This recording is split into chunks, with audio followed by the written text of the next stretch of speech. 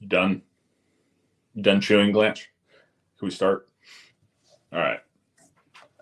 Welcome to Damn. what? I mean, tough boss. God forbid I get a little water in my system before we start. No, we just fire it off. Where are we gonna start? This is week one. Yeah, I don't know. You want to start with? I could give you a little high school rundown, Texas high school football rundown.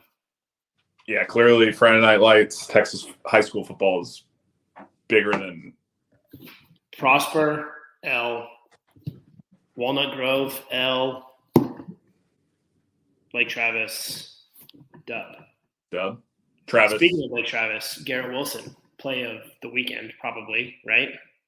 I didn't see the clip. I saw all the reactions, social media reactions. I need to pull it up now. It was very impressive. Was it a good throw by my guy, Wilson? No, not really. Wilson to Wilson? Fade, missed inside. How did he catch it? He tipped it to himself. He tipped it away from Tre'Davious White to himself. Like over the top? No, kind of just like they were like it was like a back shoulder fade. So like Tre'Davious was like a step on top of him, but looking back at the ball, and he tipped it out of Tre'Davious's hand to his right, like with his left hand to his right hand. Or no, maybe it was with his right hand. He might have tipped it with his right hand. Yeah. I was on the left side. It was to tie it up late in the fourth. I can't believe the Jets won that game. I didn't watch. I went to sleep. It was way past my bedtime. I didn't watch either. I was following because my buddy was texting me. He's a massive Bills fan. Just freaking out. I guess Josh Allen. What the heck? He went to backhand it.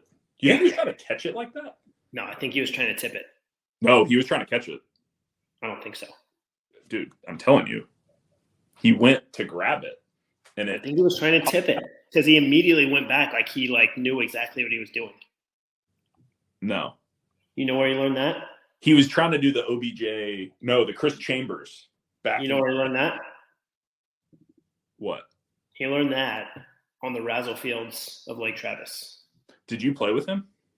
No, he's younger, much younger, but we used to play this game called Razzle. The hell's that? Razzle is like ultimate football. What is ultimate football?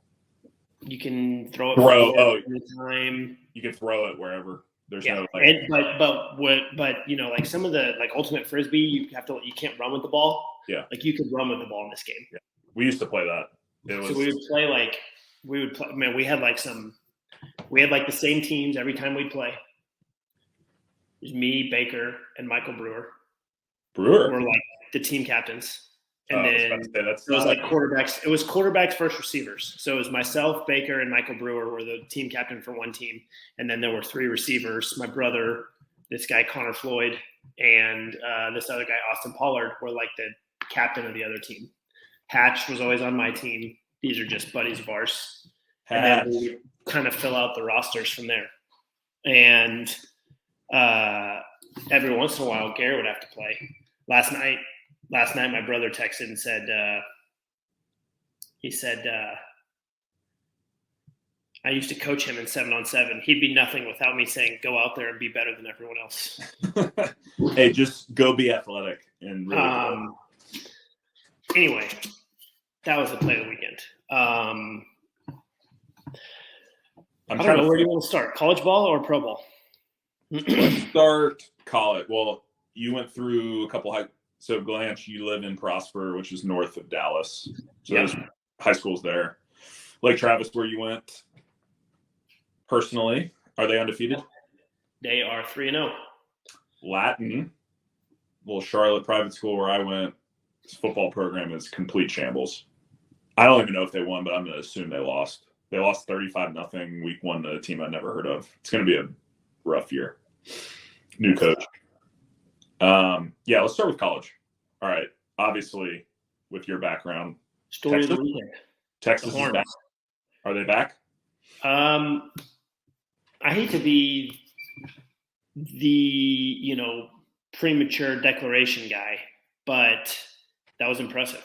Like all the way around. Quinn played great. Like looked in command of the offense, threw a couple really nice deep balls. We can get into details to that. And like, I was impressed by the way he stood in the pocket. I was impressed by the way he, just the whole night, every time Alabama responded and it looked like the momentum was shifting back towards Bama, Texas would seemingly take it right back down the field and answer. He didn't have any turnovers, did he? No, he did not. I don't think. That's pretty impressive. On the road. They looked very good. They looked like they were the better team the whole night. It didn't look like an upset to me. Yeah. So, that was, I don't know how much there is. I don't know if there's any other stories that they have the target on their back again. Like now, how do you respond as, obviously they were never not in the spotlight, but how do you respond as the team I didn't see the rankings, but are they back in the top 5? How do they respond? They're number 4. So they jumped 11 spots. It's, they're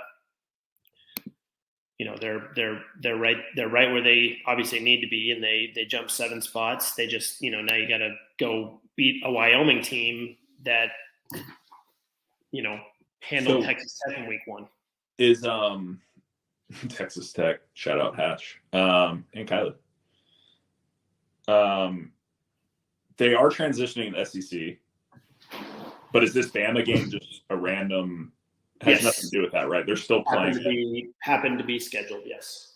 So who are they playing this year that's legitimate left on their schedule? Well, they'll play OU. Yeah. It's they.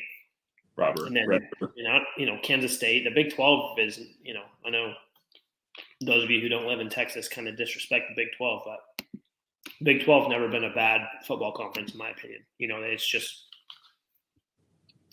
a little different. So, but they play like they did against Bama. There's not anyone that they should be favored in every game, right? They very much control their own destiny. Yeah. So they could be back, but that brings more pressure, right? Absolutely. Yeah. Yes. What's next? Texas is back. Only thing else to discuss.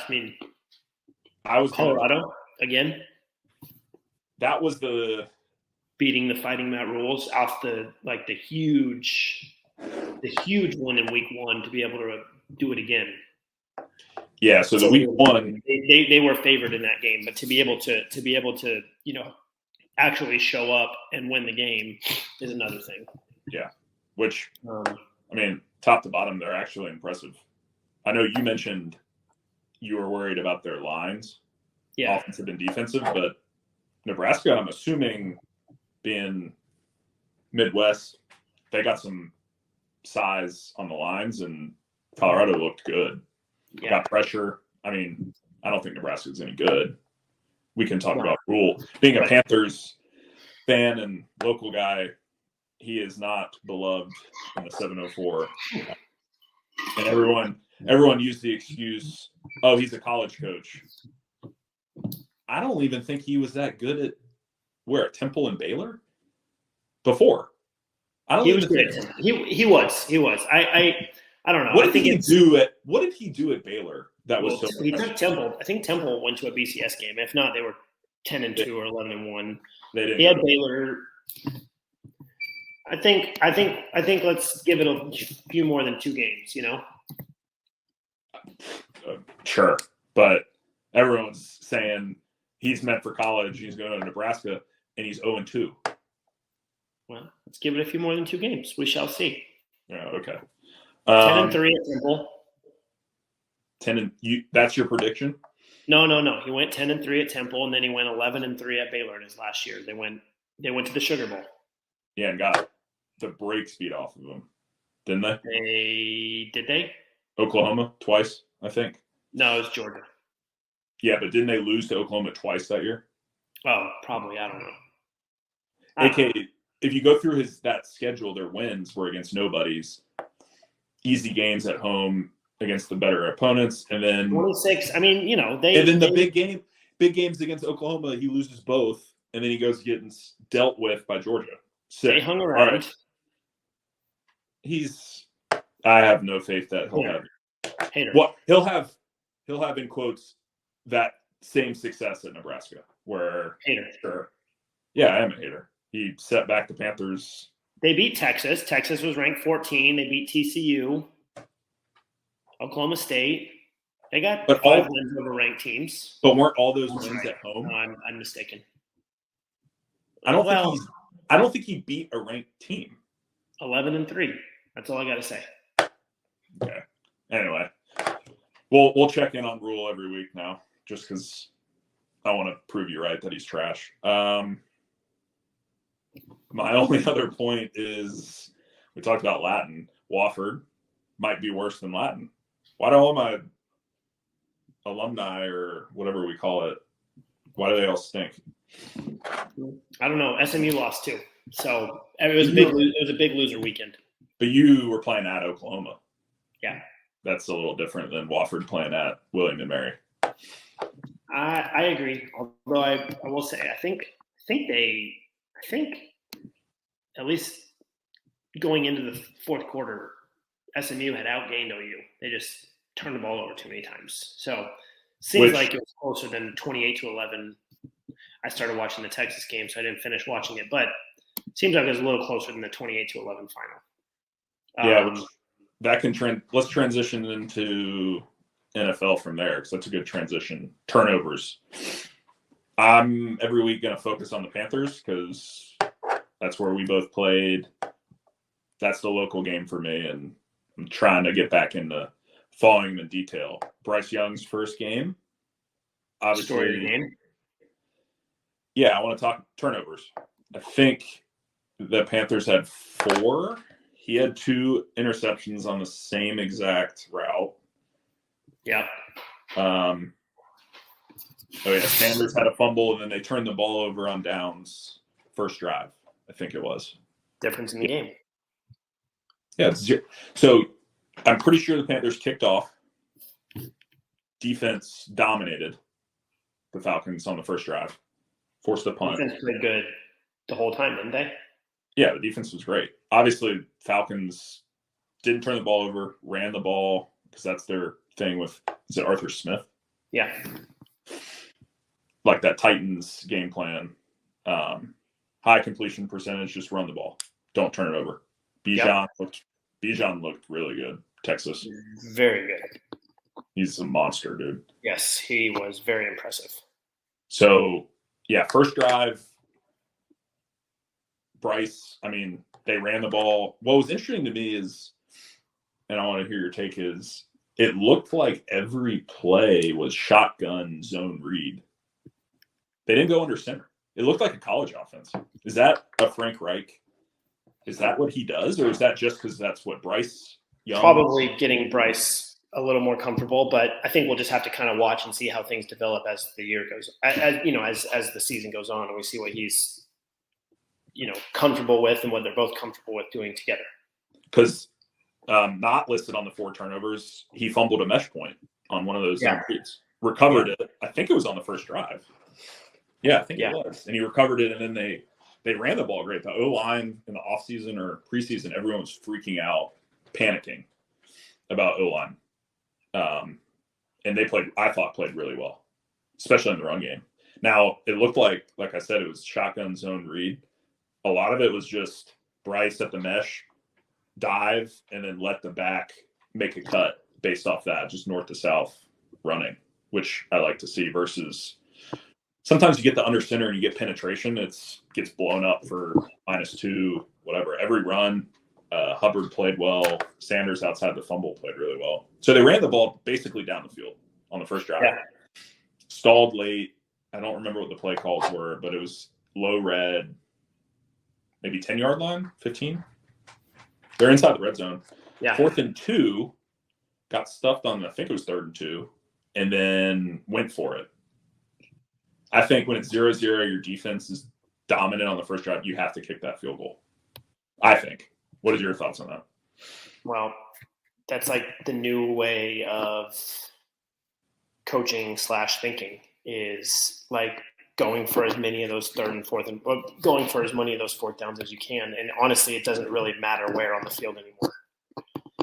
It all takes I don't expected points added into account. And I don't know. I think to me, it's a feel thing. Same. You know, I don't necessarily, in this, obviously it doesn't really answer your question, but it's like, I think that you'd love to come out of a drive with points. I think that gets your team feeling good. But I also see on the other side of it, like Kyle Shanahan went for it on the first fourth down they had from about like the 35 kind of edge of field goal range. They get it, go score. And like, they probably were going to win the game anyway. But like, you know, it's just like, it's, to me, it's kind of just a feel thing. And so it's hard for me to say yes or no. Do I think it was the right answer? Like there are certain times when I'm watching a game and I'm like, boy, it doesn't feel like they might get down here again. Or, you know, it's just kind of, it depends on game situation when I think it's the right call. I don't think it's black and white. Like, hey, you know, expected points added or, you know, whatever here. I think you should always go for it. I don't think that that's the correct answer. So, no. You know, I will say, you know, it's hard for me to say yes or no. Do I think that was the right call early in the game? Like, did they go get a field goal and maybe it you know, creates a little bit of a energy on the sideline? Like, hey, we went and got points on the first drive. Yeah. But at the same time, you know, you go get that first down and obviously you got to execute. You have a play that you feel great about and you go execute and score a touchdown on your first drive. Now you're feeling really good about how things are going early in the game. And, you know, so hard to, you know, long-winded way of saying hard for me to say yes or no, but I do think that there are times when both ways of doing things, you, regardless of the outcome, you know, whether you get it on fourth down or not, is the right answer. Yeah. I've always been, when it's hard to score in the red zone, right? It gets super compressed. I'm always, especially if it's more than 4th and 1, it was like a long 1.5, 2. So you're not doing a QB sneak, especially with Bryce. Yeah. If it was on the goal line on the 2, I'm good with you going with it for it because you're going to have them super backed up if you don't get it, et cetera, et cetera. Mm-hmm. I'm not a big fan of going for it on the 15th, wherever it was, because then if you get it, you still have to go score in the red zone. And you might be in the exact same scenario again where it's 4th and short and you got to do the same. You got to convert again. And early in the game, I think you just have to take points on the road. That goes back to like advanced stat type, you know, the way that they look at the game is like the more chances you have down there, the more likely you're going to score, like just flat out. So, you know, that's something that like, you know, we'd have to look at like by way of expected points added, was that the right call? I'm going to guess it probably was because that's the way a lot of guys make those decisions now. It's to me, it's still more of a feel thing though. Yeah, I agree. I've always been a feel person because sometimes I'll be like, it's always hindsight too. I'm saying they should have kicked it because he didn't get it, right? I'd like to say that even if they got it, I would go back and say I probably would have kicked a field goal there. Yeah, you'll have to keep me honest on that. So obviously the point of this is typically negative focused, right? I mean, we could talk about positives, but they lost. I usually have breakdown of coaching and decisions, so I went over that early 4th down. The other one is we can talk about Bryce's 2 interceptions, which to the fan looks like a terrible decision on his part, both on backside. I'll call it backside. I think both of them were backside digs. One to Hurst, the first one. I forget who the second one was to. But to me, so guy over the ball, safety coming from the field or the backside. Yeah, it was Bates both times. Yes. I'll have to look at the film, but to my knowledge, it's cover 1 because it looked like man both times. And instead of Bates playing the middle field free, he's playing aggressive basically cover zero robber, which everyone's in man. Instead of him having deep help, he's just sitting in the middle of the field reading the quarterback's eyes and cutting digs and crossing routes and whatever he's going to see. So to me, that's screaming they don't respect the deep threat at all. Hey, go run a post. We don't care. I'm going to take away and try to force a turnover on a dig or take away the sticks routes because you're not throwing. I have to look at it, but both of them I thought, it looked like just on the replay that I saw, and this is just on Red Zone, looks like, that guy's right over the middle of the field and Bates is just reading eyes. So we'll have to, take a look at it and see what else there was going on the play to see why he had no, interest in anything going on behind him, whether it was eyes or route combinations. But I guess to my question, because as a receiver, you're just, all right, this is man. If the safety robs it and cuts the dig or the crosser, that has nothing to do with me. The quarterback's got to take care of that with his read. Yeah, for sure. I mean, that's not a coverage. It almost, to me, feels like a blown coverage to where Bryce might be making the right read, but the safety's just cheating. That's my takeaway from it. Yeah. To where, as an OC or play caller, you got to call something over the top. I'm going to have to look at the all 22. Yeah. But I think that happened on both because both looked definitely. But, it was definitely the same, almost the exact same, situation on both. And the play played out exactly the same. Now, where the rest of the defense was, I don't know without having seen it, from the all 22 camera. But yes. So we talked about obviously the highlights, Bryce, because this is his first overall pick. First game. Did some good things. Yeah, like his first touchdown drive was awesome. They ran the ball, a couple third downs. I think little RPO throw to Hirsch for the touchdown at the end. He threw it in the stands. Yeah, that was the first thought too. Is when he chucked it. I wonder if they'll get it back. Probably not. I bet someone whoever caught that made out like a thief getting paid for that ball because you got to get that one, the first touchdown ball. Yeah, that's just a reaction. Hurst, I'm sure as soon as he let it go, it was like, uh-oh. Yeah, I don't know, man. Probably so. But nonetheless, it's like maybe Bryce didn't care about that. Hopefully there's many, many, many more. But, like a guy like me, there's literally one of them, and it's right there.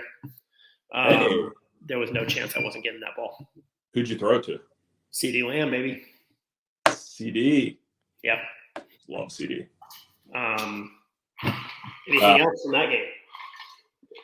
Not really. I just wanted to talk about first game with Wright and Bryce. Defense looked good. Receivers just need to get healthy, and they need to. And I think that was the consensus within the media too. Is they were asking Wright you attempted one or two balls past 20 yards. Of course, they're going to play aggressive man and rob stuff. We'll see. We host New Orleans Monday Night Football in Charlotte this week. They won. I didn't watch it, but they won by 1, I think, at home against Tennessee in like a really low scoring game. It was a tight game the whole time. Saints had a couple chances to blow it open, didn't really take advantage. And it just kind of the Titans just kind of hung around. Derek, I think at least 1, maybe 2 interceptions kind of early on in the game, or like in the first half, and then they sort of got into a little bit of a rhythm offensively and had a nice 4-minute drive to clinch the game late. Olave had a nice game. They looked like they were in sync, Carr and him, and I think they got their team kind of an offense to watch, especially when Kamara comes back. I love Kamara. Him and Gibbs. Salty. Yeah. I mean, their defense is supposed to be one of the best in the league. I don't know. Yeah. They were very good last year, and I would imagine they probably would be again this year. Yeah. Bucks, shocker, up in Minnesota. Big win. Your boy. Yeah. Baker, man. I was again, this is just having watched Red Zone, but like the key plays that I saw, they made some really timely plays on defense. I think offensively they started a little slow, and then as the game wore on, they kind of seemed like they found a rhythm. And 2 huge third down conversions on a 4-minute drive. Baker had a little scramble for 2 or 3 yards to convert a 3rd and 2. And then, but just kind of like by the skin of his teeth, I told him it was a good thing his slow ass didn't need 4 yards. And then Baker hit Godwin, and Godwin made a really nice catch on an outbreaker on a 3rd and 11 to seal the game away after they kind of a back and forth battle all day. That was a huge win for them. On the road against a team that won 12 games last year, maybe more. So awesome. I was happy for him. That was great. Yeah. After everything he's gone through the past year or two. So, obviously, that everyone always overreacts to week 1, but can't win them all unless you win the first one. So that was a great start for those guys. I mean, they were predicted to win 3 games this year. Yeah. So 33% there, Yeah. So Falcons, obviously, they won against the Panthers. We already talked about that. Saints won, Bucks won. So Panthers in the basement already. So, but again, it's early. So Mr. Negativity, we shall see. Got to win Monday. Another division battle coming up. Got a chance to get it back, and then after that, I think I saw something where most of the NFC South has among the easiest schedules in the NFL. So because they're playing each other. Yeah, but there'll be a chance for them to get on a little winning streak, and it just so happens that whatever divisions they're matched up with, which I got to look at the schedule. They got a chance to get on a little winning streak as the year goes on and create some momentum. All right, so here I'm going to transition us to a segment we're going to try to do weekly if it makes sense. Playing chess. All right. So in the past couple years under Rule and end of Rivera's, they would start 4-0, and everyone would be like, we don't need Cam. This team's awesome. We're going to be really good, blah, blah, blah, blah. And then they end up 6-10, right? So they start hot, end cold. This team, 0-1. Maybe they start cold, but then end on a hot streak playing chess. A little bit like what year was that when you guys won the division? When you were 2-6. 2014, we were 3-8-1 at the bye week, I think. Win the division at 7-8-1, and then win a playoff game, right? Yep, and then got dealt with in Seattle, unfortunately. But yeah. So hey, like I said, let's not. One thing I obviously it is what it is, but one thing I hate is the week 1 overreactions. I love overreacting. That sounds about right. Love it. My buddy who lives in Charlotte is randomly chaos. He's a huge Vikings fan, and he is already talking about mock drafts for quarterback. I love that. Shout out, Colin. All right, next thing that we'll focus on quarterbacks because that's what everyone wants to talk about, and then you're the kind of expert on that. Giants against your old Cowboys. My buddy Daniel Jones from Latin, Charlotte guy. This may become a theme, although I'll try and stay up and watch the Panthers game, but this may become a theme that the night games are just past my bedtime. And I wasn't planning on watching it, and then I didn't even think to turn it on once I saw what happened in the first quarter. That was a nightmare. I watched the first half, maybe. I mean, it was terrible. Now, I will say the Cowboys defense. Yeah, I will say, though, they drove the ball and then got a field goal block for a touchdown. Yeah. And then he checked it down to Saquon. It's pouring rain. He gets a helmet on the ball for a pick 6, fumble 6. Yeah. So you're starting with those two kind of – it's like a 9-10 point swing and then another touchdown. So it's and then it looked like they just kind of tanked. Yeah. Well, So that was about as ugly of a start as you can possibly have for the G-men coming off that. It's Daniel just got a new contract. There's a lot of hype around the Giants this year, just, from their making it to the divisional round last year. And then to get beat like that at home on national TV in a primetime game, not great. But again, it's just one game. Yep. So, where does that leave you? Well, it leaves you with a bad taste in your mouth, but it's early in the season, and I think the old cliche is you make your most improvement during the course of the season from week 1 to week 2 is obviously pretty big for those guys. We'll see what happens next week for the G-men. I like it. We could talk about every quarterback, but I want to talk about last night. Obviously, Rodgers hurt, done for the season, but then mainly, what's wrong with Josh Allen? What's your take on him? Should I give my cliche answer that I fell asleep and didn't watch the game again? No, we all know that, but you could still watch. Yeah, no, I did.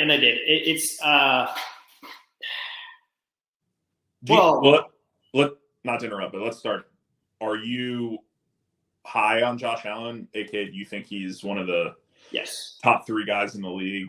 Like, yes, he is guy? Very, very, very impressive. Very, very, very good. But I think at times when you're that talented,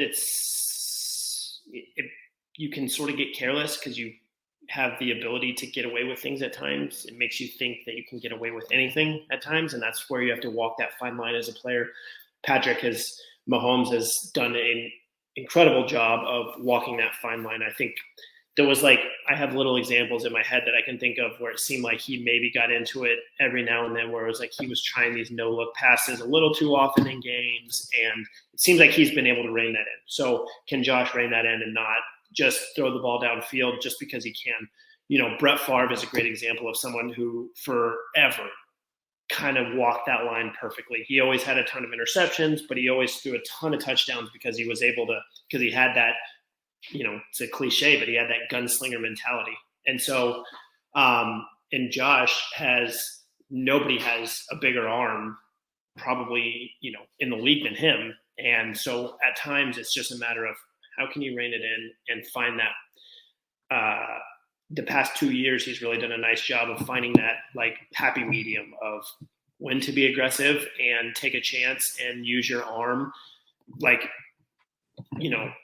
then when to say, okay, let's just check it down. And then there'll be another play for me to make the play. Yeah. I feel like I watched a little bit of the game. My buddy who's a Bills fan was venting to me via text. Like you said, I think he wants to make the big play every play, and he forces it. He takes shots when he doesn't need to take them. Yeah, because he can, right? And I think hopefully Dorsey, who we talked about earlier, he's the OC there now, and I'm assuming the quarterback's coach, unless is Joe Brady. They have a quarterback. Yeah, I think it's Joe Brady. I think that's right. He's also ex-Panther guy. Hopefully they'll figure it out, because Dorsey, you could make a lot of people make the Cam Josh Allen comps, right? And Dorsey, I thought, did a good job managing Cam when he was here for the most part. Cam's not an easily managed player. And in fact, somewhat. I mean that in a good way. I love Cam. Somewhat similar in terms of, Josh has a bigger arm than Cam, but Cam, had a huge arm. They play similar styles. I mean, no one probably ever will be as big and as physical as Cam, but that's kind of how Josh was when he came into the league. He was kind of a bully at Wyoming, and he could run people over. He was fast. He could do all these different things that, and extend plays. And you have to find a way to rein that in and pick your spots. So I think that's, he's done a great job of that the past few years, but sometimes, I have a buddy who's a kind of an advanced stat head, and we get into it fairly frequently over different things like that, but he just chalks it up to Josh Allen's just a high variance player. Sometimes you get the highest of highs, and sometimes you get the lowest of lows. And so last night was just an example of how can we, and maybe it is a matter of that ceiling can come down a little bit just so the floor comes up. Yep. So which which says a lot about the Bills. Obviously, the Jets lost. Going to be pretty good. Yeah. Obviously, the Jets lost Rodgers, but they still were in that game, even though he had 4 or 5 turnovers. Yeah, and that kind of just brings me to the fact that this will always and forever be the ultimate team game. And of course, quarterback is the most important player and kind of the great equalizer, like in certain scenarios, like Tom Brady and the Patrick Mahomes. But like for the rest of us, and there are other examples of that, not to leave anyone out who's supremely talented, but like for the rest of us, this is the ultimate team game. And the Jets were a great example of that last night. While they lost their best player, the rest of the team's play sort of rose, and they found a way to win the game. I think their defense is really good. Very stout. Very impressive. Yeah. And I was just looking, Buffalo's down. They get Las Vegas at home, 9-point favorites. So they should have a bounce back game this week. Yeah. I don't think I had anything else on the NFL front. Did you have any takeaways from week 1? I mean, I think we kind of hit all of the big ones. I mean, obviously, we went through all the teams. We don't have enough time to go through all of my former teams' games. Maybe stay away from those. I thought, another team who had a disastrous start, but almost found a way to win was the Patriots. They were down. Their first quarter looked almost identical to what happened in the Giants-Cowboys game. They were down 16-0 like that. And then the final score is 25-20. And they have the ball twice on the Eagles side of the field, maybe 3 times in the fourth quarter, down by 1 score, and have a chance to win the game. So, this game is so strange, and every single one is different. There were a couple other great games, but I thought the Patriots game could have been a disaster, and they found a way to make it competitive. Not only competitive, but gave themselves a chance to win at the end. So, I think on the other side of that easy schedule thing, I think the entire AFC East is dealing with the hardest schedules in the NFL. And I think they get the Dolphins, who looked incredible in Los Angeles. Their offense looked fire. It's going to be another tough one for them, playing another offense that's really explosive and high octane. And obviously you don't want to go 0-2, but it's just, this each and every game is different. And I think we kind of hit it all. So at least the notable points there. The one thing we didn't hit, because it wasn't Sunday, was the Thursday night, the opener. Detroit winning at Kansas City. That's one of your ex-teams. Yeah. But again, I think, you look at, like, just watching that game, and that was a night game that I did watch until at least, the middle of the third quarter, and then fell asleep. But I think the Chiefs are going to be fine. They, without Kelsey, I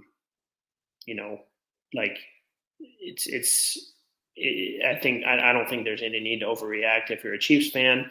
I obviously think as Lions fans, going in with all the hype to the season, they're probably going to be pretty excited about that victory. But I'm not, I don't know. I think that it's just one game for them, and they got to find a way to if they want, if the Lions are going to be as good as everyone's talking about them being, they got to go handle the Seahawks this week. Yeah, I was about to say they got a perfect trap game back at home with Seattle. It's a Seahawks team that got hammered by the Rams, and again, it's anybody can beat anybody in the NFL. So what are the Lions favored by in Seattle? Guess. Where's the game again? In Seattle? No, it's in Detroit. Oh, Lions are favored by 7.5. No, opened at 2.5, but that was probably before. No, that was probably before week 1 results, if I had to guess. It's now 5.5. So you weren't too far. Okay. So if you take away the home field, they're about a field goal-ish 4-point favorite. Then they host the Falcons at home again. So they have back-to-back home, and then they have to go to Lambeau on Thursday night. So they could be 3-0. Packers look pretty good. Love looked good. LaFleur getting to do all the stuff that he likes doing again. Yep. That'll be interesting to keep an eye on. Yeah, I'm just going to roll through all the other games we didn't touch on. Browns dominated Burrow and the Bengals. Yeah, bad weather, but the Browns have given the Bengals fits. The Browns have dominated the Bengals over the past 4 years. They're more physical, I think, in those type of games that they have the edge. Jacksonville won on the road at Indy, 31-21. Lawrence looked really good. I think Richardson looked good too. Cam 2.0, the rookie. Yeah. There's going to be a lot of comps between all those rookie quarterbacks because clearly the Panthers traded up to get Bryce, and all the, I guess, headlines will be like, should they have taken Richardson? Should they have taken Stroud throughout the season? For the record, I think they made the right choice. But, yeah, that'll be Richardson, man. I think he's okay, but he took a hit late and could have been a bad one. Like, they're down by 10, it's just like got to learn to be able to get down in those situations. I mean, obviously you're trying to win, but like they didn't really have a chance to win that game. And like at some point you just got to be smart because your team needs you for the rest of the year, not just to score a late meaningless touchdown by diving headfirst in the end zone. So, hopefully he's all right, but it's like, just got to be smart. Yeah. Especially for you guys. San Francisco dominated at Pittsburgh. A lot of people were saying Pittsburgh was their not sleeper team, but a team they thought were going to be really good this year. But 49ers are stacked, just like last year. Mm-hmm. I know nothing about Purdy. He's who they've gone to. Darnold, I know when he was here in Charlotte, he's their backup there now. Obviously, they traded Lance to Dallas. But Purdy stat line looked good, and they won by 23 on the road. So, yeah. Not much to add there. They were just dominant. Yeah. They're going to be they're my pick this year for the Super Bowl. You heard it here first. Washington won. Squeaking out against Cincinnati or against Arizona. They looked a little sloppy. Both those teams, I don't think are going to be any good at all. Washington looked a little sloppy. Like Arizona's a team they should have dominated playing against Josh Dobbs, who's been in Arizona for like 2 weeks. And started, and they had a chance to win the game at the end. I think, since Washington really should have put those guys away. We already talked about New Orleans, 16-15 over Tennessee. I didn't see any of this game. Baltimore, 25-9 over Houston. Stroud. Just a lot of running the ball for the Ravens. Stroud. 44 attempts. Yeah, they were down the whole time. He had to throw the ball a lot. So, yeah, Baltimore just kind of handled business. It was not really ever – well, I say it wasn't. It was close at halftime, and then Baltimore sort of just stretched it out in the second half. Yeah. We talked kind of Green Bay, 38-20 over at Chicago. It's a good one.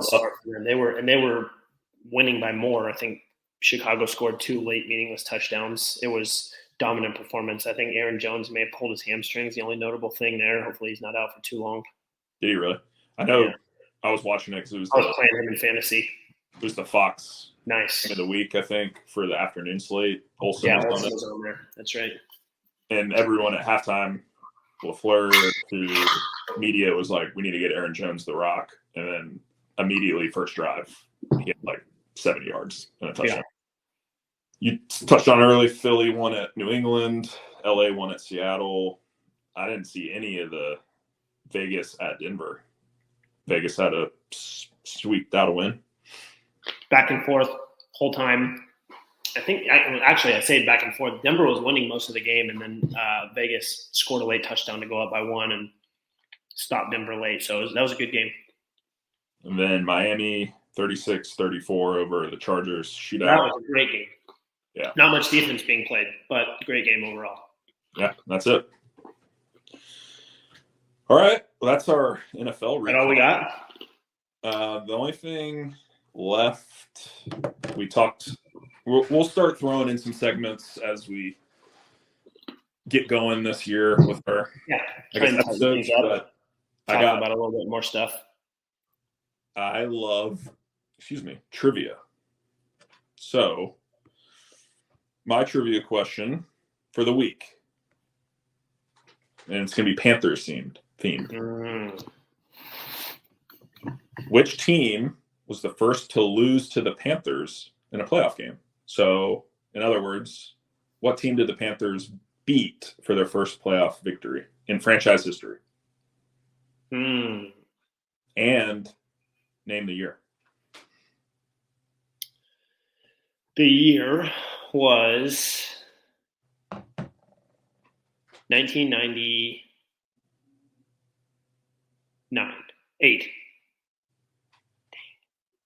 7. 6. Second year, the Panthers franchise or what's it called? Expansion team. They beat the Vikings. No, they beat the Falcons. Hint, one of your ex teams. Well, there's too many. They beat the Redskins. Hint, your hat that you're wearing. Cowboys? Yeah. 1996, they beat the Cowboys. Beat the Cowboys, and then they lost to the Packers. Yep. At Lambeau. The Packers went to the Super Bowl. Yep. So I'm pretty sure, I guess they had a bye, the Panthers, second year as a franchise. Yeah, they were really good. I do remember that. The Panthers and the Jaguars were both really good as expansion teams. Yeah. Because they, I think they went 7-9 their first year. Pretty good. Yeah. They were not terrible by any stretch. That's an interesting trivia question. I tried to mesh you and me. Yeah, I like that. Yeah. All right. You're up. You have one? No, I don't have a trivia question. I'll have one next week. Your turn. Your turn. Yeah. I do have a trivia question, but it's lame. Well, if you have it, go ahead. Name the only player to have lost 5 Super Bowls in a row. I mean, I know the answer because we know each other, but for the listeners, Dale Gilbert, Glanch's dad, OG. And I called him right after my rookie year when I got that bad boy and told him it's not that hard, Dad. What bad boy? For the people that aren't watching. Oh, he's pointing at a Super Bowl. That little Super Bowl ring right there from the Pats. So your dad lost 5 straight Super Bowls, and then you won with the Bills, and I won one my rookie year. It's not that hard. Not that hard. And then I went to one playoff game the rest of my career. So with me, that's karma. Yeah, and we lost at New Orleans. We can talk about that in detail on another episode, but I think that's it. We'll see you next week. Thanks for listening, folks. Yeah. The end.